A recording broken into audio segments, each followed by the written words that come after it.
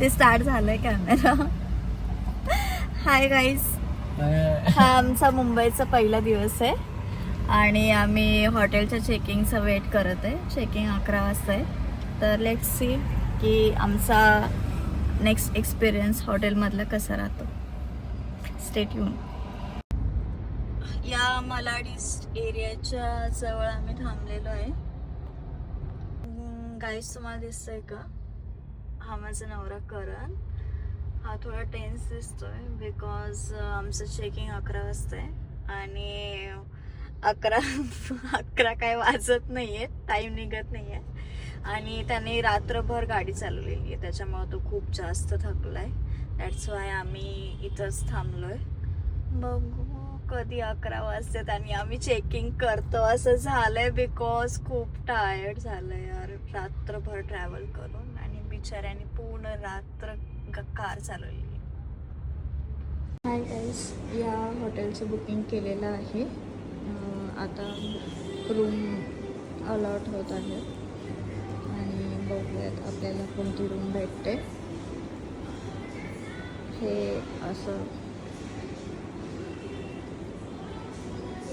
Surrounding आहे. Reception hall आहे हॉटेलचं.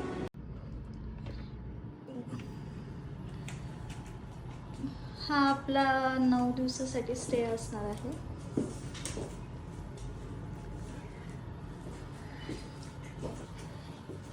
इथून मस्त व्ह्यू दिसतोय बाहेर.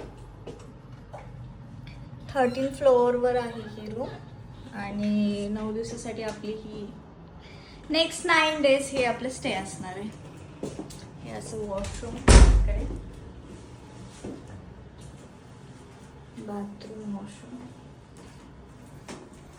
म्हणजे बेसिकली नॉर्मलच रूम आहे. बट फर्स्ट मुंबईमधला स्टे असल्यामुळे मी लिटिल बिट एक्सायटेड आहे.